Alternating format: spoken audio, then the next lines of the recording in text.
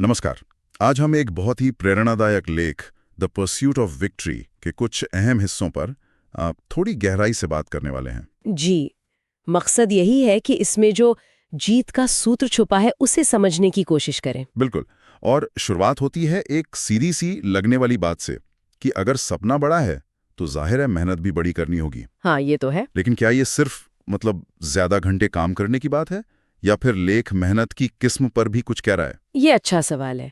देखिए, लेख इस सीधे कनेक्शन पर तो जोर देता है कि हाँ, बड़ी एम्बिशन है तो बड़ी कीमत देनी होगी मेहनत के रूप में। पर बड़ी मेहनत का मतलब शायद सिर्फ घंटों की गिनती नहीं है।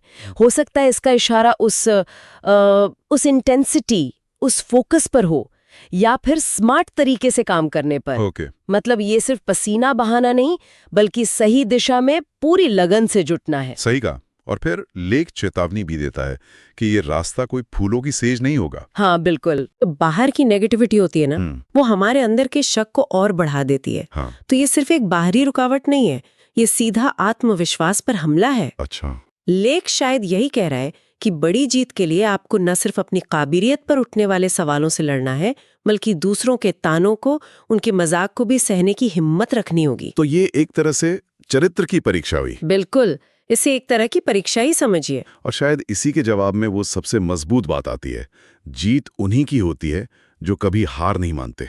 सुनने में तो बहुत जोश भरता है ये। हाँ, है तो जोशीला। पर क्या ये हमेशा सच है?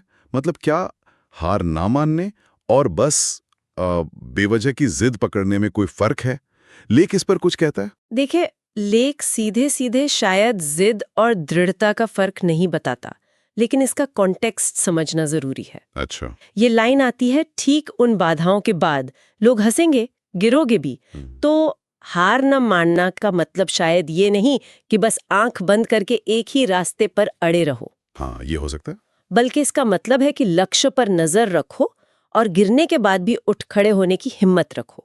हो सकता है इसके लिए आपको अपनी स्ट्रैटेजी बदलनी पड़े, रास्ता बदलना पड़े। हाँ बिल्कुल, रास्ता बदलना पड़े, लेकिन मंजिल की तरफ बढ़ना नहीं छोड़ना है।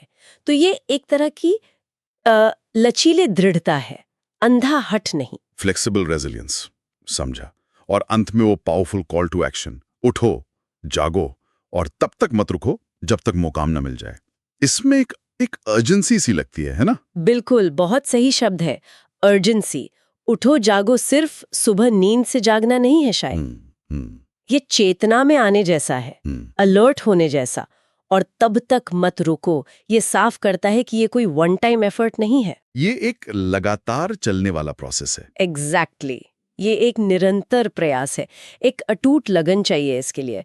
तो ये सिर्फ शुरू करने की बात नहीं है, बल्कि लक्ष्य मिलने तक लगे रहने का संकल्प है। हाँ, शायद मंजिल से भी ज्यादा जरूरी वो सफर है, वो लगे रहना। तो कुल मिलाकर इन कुछ पंक्तियों से जो बात समझ आती है वो ये है कि जीत, खासकर बड़ी जीत, कोई आसान चीज नहीं है। बिल्कुल नहीं। इसके लिए सिर्फ कड़ी मेहनत और मुश्किलों का सामना करने की तैयारी ही नहीं, बल्कि वो मजाक झेलने की, बार बार गिर के उठने की हिम्मत भी चाहिए।